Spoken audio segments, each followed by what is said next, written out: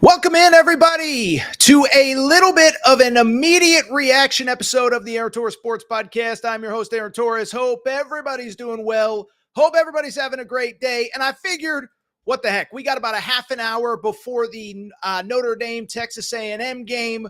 Why don't we go ahead and do some quick reaction to what is certainly the most interesting result here on the first Saturday of college football, as the Miami Hurricanes just absolutely embarrass the Florida Gators 41-17. It was a debacle.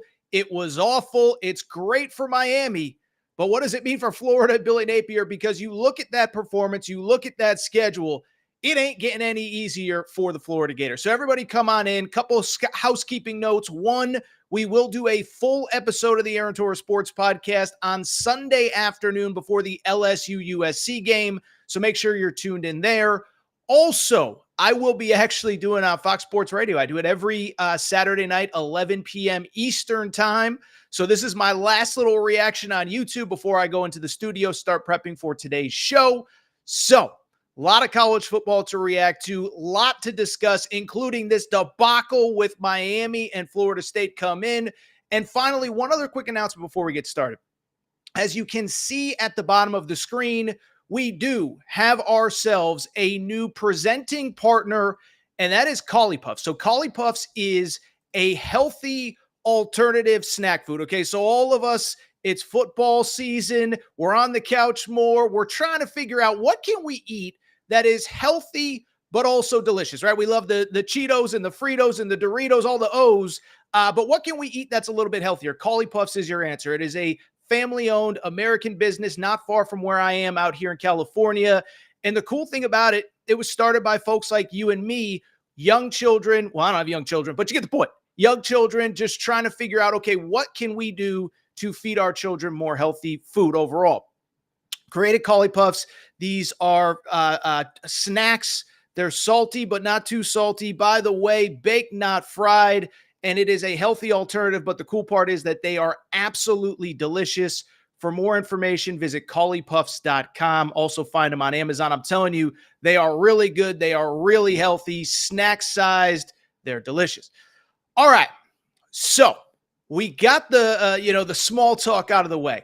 Let's go ahead and get to the immediate reaction to the game that just went final in the Swamp.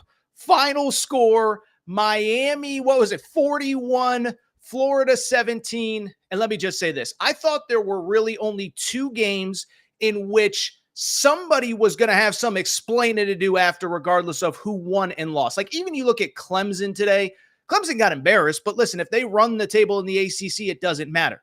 But if Miami in year 3 under Mario Cristobal did not look good, they had major questions. Obviously the same for Billy Napier at Florida. Well, I bring it up because you all watched the game like I did. One team absolutely looks like they will be a college football playoff contender, a conference championship contender. One, frankly, looks exactly the same as they pretty much have for the previous 2 years under Billy Napier. That was the Florida Gators, and that's where I want to start. Listen, again, we'll do the full reaction on Monday's or on tomorrow's Aaron Torres pod. But when I look at this Florida result, couple things stand out. The first thing that stands out, by the way, drop your comments in the comment section here. The first thing that stands out, this is exactly really, actually, let me even take that back. The first thing that stood out, you know what the first thing was? I just mentioned it a minute ago. Miami in year 3 under Mario Cristobal, Billy Napier in year 3 at Florida. I bring it up because you could tell within just a couple of possessions, these two teams are not like each other at all. And by the way, this isn't Texas playing Colorado State. This isn't Nebraska playing UTEP. These are two schools with big-time resources, money, NIL. And you watch that game, and again, within a possession or two, you just say Miami is bigger, faster, tougher, more athletic. That's great news for Miami, but it speaks to where Florida is, and it speaks to everything that we've talked about all offseason with the Gators.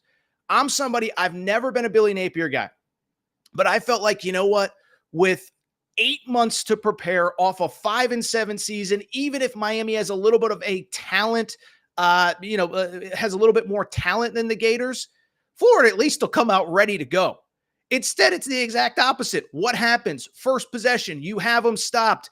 Dumb penalty that was completely avoidable. Gives them a new set of downs. They end up scoring a touchdown to go up 7-0. Right before the half, you get that touchdown. It's a little bit of momentum. What ends up happening? Dumb penalty. You give them another first down. They score a touchdown before the break. They're up 24-10. And what was crazy about the 24-10 score, it really probably should have been worse because Montrell Johnson had that 71-yard rush. Overall, Florida had, I think it was 145 yards of total offense in the first half. Well, guess what? That means that 74 yards outside of one play in the first half, take out that one play, and you could just see Florida could not move the ball. They couldn't get push on the line of scrimmage. They couldn't get stops on defense. And it was a lot. It wasn't even the same sport, right? Again, I know I said it a minute ago. That's what you expect to see when, as my lighting here is falling, forgive me, but that is what you expect to see when we got a lighting issue here on the Torres pod, but forgive me here for half a second. But that is what you expect to see. Let's get back to it. That is what you expect to see when Colorado State's playing Texas, when Nebraska's it wasn't even the same sport. And that 100%, in my opinion, falls on Billy Napier. Not ready to go, but more importantly, just not good enough. And so these are really my two big complaints with Billy Napier from the beginning with this guy, is that if you look at him, there are two things. One, it's not just the win-loss record, okay? It's the fact that he loses. Every time he loses, it's in like the most embarrassing fashion you could possibly lose, right? Just think about all of the losses through his years. Year one, he loses to Vandy. Not ideal, but it's year one. Okay, whatever. Last year, remember, he's coming off that big win against Tennessee at home. Gets destroyed by Kentucky. Kentucky has 330 yards of total offense, or total rushing, excuse me. Ray Davis has 280 yards. Ray Davis became a Heisman candidate overnight in that game. And then you look at the rest of the season. They get embarrassed by LSU. Jaden Daniels basically won the Heisman in the game against Florida. 606 yards of total offense last year. Arkansas, their only SEC win a year ago, is against Florida, and that was a week after they fired their offensive coordinator. So every single time they lose, it's not just that they lose in embarrassing fashion, and this was no different. You are completely outclassed by Miami, but it's one thing to be outclassed. It's another thing to just do really stupid stuff. For example, those two crucial penalties. You miss tackles, you're out of position, and this is my thing with Billy Napier. Every single time you put a tiny bit of faith in him, it's not just that he loses, it's that his team comes out looking like they have no idea what they're doing, which is especially funny, of course, because he is the man of 4,000 analysts and off the field people, but this is who Florida is under this guy. And so I know there's a lot of shows out there that, we don't like talking about another man's job and that's not right and this and that. No, not on the Aaron Torres pod, okay? Because here's my thing about talking about another man's job. If you stink at your job, you're going to hear about it from me. By the way, just like if I stink at my job, I want to hear it from you. If I'm coming on this show talking about how great Billy Napier is and his record is 14-3 overall, you'd be like, you're full of crap. That doesn't even make sense. And so that is the issue for me with Billy Napier. It's not just that you lose. It's that you're at Florida, and it is always in the most embarrassing way possible. And so I'll be honest. This game felt like the one that you absolutely, positively, unquestionably had to have. This was the one where you looked at it on the schedule and you said, okay, if you can just get this one, you get a little bit of momentum. A&M coming to town in a few weeks. If you win today, the crowd for Florida A&M is going to be fired up in the swamp 2 weeks from now. It'll be fired up when they play UCF. By the way, you start to win a couple of these early games, you build some momentum when we know the schedule gets tougher later. And so you lose this game. I'll be honest. Listen, I give Florida fans credit. They came out. They were ready to go. They were loud. And the team let them down. The coaching staff let them down. And now we're recording here before A&M plays Notre Dame, to be clear, if you're watching it later in the night. But if A&M wins tonight and you're a Florida fan, how fired up are you to drive wherever you're driving in from, fly wherever you're flying in from to go to that game after what you saw today? I don't think you are. And I'm curious what the crowds are like the rest of the year. And we're not even talking about the back half of the schedule, which, as we know, includes LSU, Ole Miss, Texas at home, or Texas on the road, excuse me. I didn't even include Tennessee, of course, who you'll play in a few weeks from now. And what's crazy about Florida, this is the crazy part. Even the games that should be slam dunks aren't. You've lost to Kentucky 3 years in a row. After what we saw today, what makes anybody think that they can go into Mississippi State first year, Jeff Lebby as head coach, and win there? They'll be favored probably, but it's no guarantee. What about when UCF comes to town? Gus Malzahn, they just got to the Power Four 2 years ago, last year. I trust Gus Malzahn more than I do Billy Napier. I trust KJ Jefferson more than I do whatever Billy Napier is going to roll out there. Now, I guess if you're looking for any positive, DJ Lagway looked good. But let me be what do they say? In the punch bowl. Even DJ Lagway, as good as he looked, why is Billy Napier running him late in the game? Why is he having him 7-step drop and get killed in the pocket? It's like, I can't with this guy. And I'm not a Florida, for people who are new to this channel, have never seen me, I'm not a Florida fan. I don't care what Florida does. I just want to see competence with a great football program that deserves better from their fans. And so bluntly, I'll be curious. I came into this year saying, you know what? I think I'm not an Napier guy, but I think he'll do enough. I think he'll beat Miami, have a little bit of momentum. He'll get to 6-6, and he'll survive this season. And by the way, there's some things working in his favor at Florida, which is that there's an interim school president right now. You're probably going to have to fire Scott Strickland if you want to make a new head coaching change, because Scott Strickland's the guy that's hired and fired Dan Mullen, hired Billy Napier. And in the SEC, you don't get 3 cracks at hiring a football coach. But at the same time, I can't keep going on like this. And again, it'd be one thing if you just lost. It's another thing when you get embarrassed like Florida did on Saturday, not just by the final score, but the dumb penalties, the missed tackles, Miami just looking like they're miles ahead of you. And again, these are 2 programs that, oh, by the way, both have third-year head coaches. So it's not like you could just sit there and say, well, I mean, it's because obviously Billy Napier he needs more time.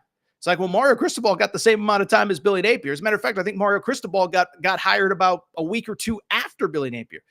So it's bad. It's embarrassing. Florida fans, you just deserve better than this. I'll just be honest. I was even thinking about this coming into this live stream is, if you think about it, let's just have an honest conversation. How many if there was an SEC coaches draft, who would you actually like who would you say, Billy Napier, as a Florida fan, you go in with, to use the old Charlie Weiss term, the decided schematic advantage, okay? Because I was thinking about this. Who is a worse football coach in the SEC right now than Billy Napier? It ain't Josh Heupel. It ain't Kalen DeBoer. It ain't Kirby Smart. It ain't Steve Sarkisian. Brent Venables has seemingly turned things around at Oklahoma. Josh Heupel's awesome. I don't know if I said him. Mark Stoops has at least found his niche. Sam Pittman, we could criticize him for whatever. It was bad last year. They looked awesome last night. Even Vandy got a win today. But with Florida, it's the same thing over and over and over and over. And what do they say? Definition of insanity is doing the same thing over and expecting different results. It's one thing if you just don't have enough talent. It's one thing if you're injury riddled. It's one thing if something weird happens. One thing if your schedule is brutal. But it's another thing when you keep beating yourself. Even Jesse Palmer said it during the broadcast. He said, this looks exactly like the team last year that couldn't get out of their own way. So Florida, we talked about them. Drop your comments in the comment section. I want to get to them in just a moment. And again, by the way, we will have a full episode of the Aaron Torres pod here on Sunday afternoon, reacting to the full week 1 slate. But I had to get some Florida thoughts off my chest. And again, I'm going to get into your comments in just 1 second. Before we get to your comments, very quickly, if I'm going to criticize the Florida Gators, I got to go ahead and throw flowers at Mario Cristobal and the Miami Hurricanes. Now, I know anytime you say anything nice about Mario Cristobal, everyone says, oh, game day, how good is he? Well, it's like, listen, I'm not saying he's Bill Walsh here, but this is a guy that built a program at Oregon that in his final 3 years played for 3 Pac-12 titles. He won 2 of them, left that program clearly in good shape. Now, to his credit, Dan Lanning has certainly elevated it, in my opinion, to another level. But credit Mario Cristobal, because you watch that game, and as I said to lead the show, the discrepancy between talent with those two teams, it was completely night and day. Now, in terms of positives for Miami, and there's a ton, let's start with the biggest one. Cam Ward is the real deal, man. And it was funny, right? Because early in the game, I thought Cam Ward was the best player, the best quarterback in the transfer portal. We know the deal. He was at one point projected to leave for the NFL. I remember it was a Saturday afternoon. Randomly, it comes across my feed. He's committed to Miami. But early in the game, he throws that pick, and he is a guy that through his career has been a little bit of a turnover sort of machine, if you will. Well, it wasn't on Saturday, because after that pick, he settled in, and this guy looked like the real deal. 26 of 35 passing, 385 yards, 3 touchdowns, and he just gives a whole new element to Miami that, frankly, Miami really hasn't had, maybe in certainly a very long time. They mentioned it on the broadcast. This is an insane stat. Miami, as good as they have been, Miami has not had a quarterback drafted in the top 3 rounds of the NFL draft since 1990. So even in those great years with the early 2000s, the mid 90s, the late 90s, even in those years, they didn't have elite quarterback play. And I don't know if Cam Ward is elite, compared to Shedeur Sanders or Carson Beck or Quinn Ewers or whoever. But what I do know, he looked pretty freaking good on Saturday afternoon. What I liked, I thought he was poised. I thought he was comfortable. To his credit, he seemed to always know when to throw the ball, always knew when to run the ball. And that's where I think that's where, to me, it really stood out, his performance for the Miami Hurricanes, is that it wasn't just that he had this incredible stat line. It's that, like I said, he was poised. Like I said, looking downfield. Like I said, finding a lot of different receivers. Hit a bunch of different tight ends. Cam McCormick, the 9th-year senior, scores a touchdown. Hits Restrepo, had a huge game. And you look at what Cam Ward does for this team, it's a game changer. But to me, while I certainly want to give credit to Cam Ward, I think more than anything, we got to give credit to Mario Cristobal. Because you look at Mario Cristobal, and what stands out to me, this dude knows talent, and this dude knows how to get talent in the building. Like I said, you look at this game, it was a complete mismatch from a talent perspective. Miami, bigger, faster, more athletic. To their credit, they were tougher where it mattered on the line of scrimmage and in the trenches. But you look at this roster, it's like not even the same. It completely outclassed Florida. But then beyond that, you look at forget the Florida team. You look at where it was even 2 years ago. You look at where it is compared to the rest of the ACC. Because I'll be honest, I watch Florida State. Florida State don't got dudes like Miami's got. Clemson certainly does not have dudes like Miami does. And so this is a credit to Mario Cristobal. The way that he has built this roster. Yes, Cam Ward is kind of the linchpin that holds it all together, right? If you don't have a great quarterback, I don't know that it matters. But look at the talent on this roster. Damian Martinez at running back, 1,000-yard rusher from Oregon State. You had obviously Restrepo, who was there last year, who's awesome. Like I said, some of those tight ends are crazy athletic. One of Jesse Palmer was comparing one of them to Jimmy Graham during the game on Saturday afternoon. And then the lines, right? 2 bookend offensive tackles, Mauioga, Jalen Rivers, and you just look at what they were able to do. They basically did whatever they wanted to do. And so you start talking about Miami now. It's a credit to Mario Cristobal, but as important, I think what it speaks to is, why is this a team that is not capable of doing whatever it wants in the ACC? Sorry, we still got this little bit of a lighting issue here in the Torres studios. But I bring it up because you look at Miami. What can't they do? What is the thing that is going to hold them back against this schedule?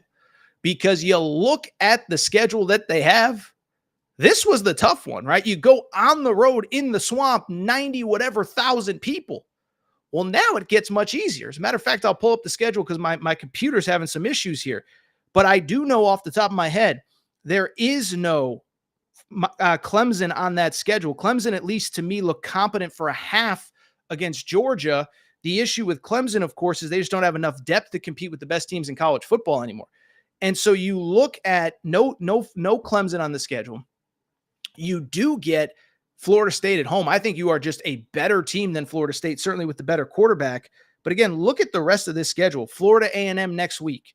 After that, you played Florida this week. Ball State, South Florida. I like Alex Golish, but he ain't got the dudes that they do. Virginia Tech just lost to Vanderbilt earlier today on Saturday. So I'm sorry. You lose to Vanderbilt, you're probably going to have trouble against Miami. At Cal, the old ACC rival that your grandpa used to tell you about. Miami at Cal. I know it's a cross-country flight. I know it's weird, but that's a win. Listen, in theory, at Louisville might be the toughest game on your schedule. I don't even like Tyler Shuck, but the thing I'll say about Louisville is Jeff Brom is a dude. I was talking to a former Louisville player this week, and he was like, bro, I was on campus this summer. It was unbelievable. I didn't really know Jeff that well, but he made me feel at home, and they are operating at the highest level. So Louisville might end up being the toughest game on this schedule if you look at it in the bigger picture. But you got Florida State at home, Duke at home, at Georgia Tech. Listen, I know Georgia Tech had a nice win last week. I don't think they are a real contender in the ACC. You close with Wake Forest and at Syracuse. That feels like 12-1, 12-0, 11-1, unless you potentially get upset somewhere along the way. It feels like a trip to the ACC championship. And it feels like an ACC championship game where you're going to be favored. So you don't want to put the cart before the horse. You don't want to say that we're just putting them into the college football playoff here on the first day of the season. But tell me where the losses are on that schedule. So credit to the Miami Hurricanes who get the win on opening night. You look at Miami, and that was really, really, really impressive. Let me see if I can get to a few quick questions because we're dealing with this lighting situation here as I see myself on the screen with that lighting. Somebody says Miami ain't that good. Florida is just that bad. I disagree. I disagree with that wholeheartedly. Somebody tell me Miami is not good. They got the best quarterback in the ACC. They got the best running game in the ACC. They got the best defensive line in the ACC. Well, Clemson might be better. They got the best offensive line in the ACC, etc. So you look at Miami. I'm sorry. Part of it is Florida might be trash. Part of it is Billy Napier doesn't know what he's doing. But part of it is also that, in my opinion, Miami is a team that is simply more talented than everybody else. Tell you what, we got a great crowd, but we got to run here because some of these games are about to start. Edwin says Canes whooped up a storm. Golf franchise had a very funny tweet that I will not read because I don't want to offend anybody. Billy Napier is not relevant, trying to get there. Dabo is relevant, says Randy. Torres, you crack me up. Should have never been hired, says SJ, and I think he's right. Some of the comments are completely off the charts, are completely off the wall, but I'll tell you what. We got some games coming up. I could sit here and chat with you guys and girls all night, but I'm going to run because I want to catch some of these late games. Again, you can catch me on Fox Sports Radio this evening, but also remember, we will be back with a full Aaron Torres pod on Sunday afternoon. There is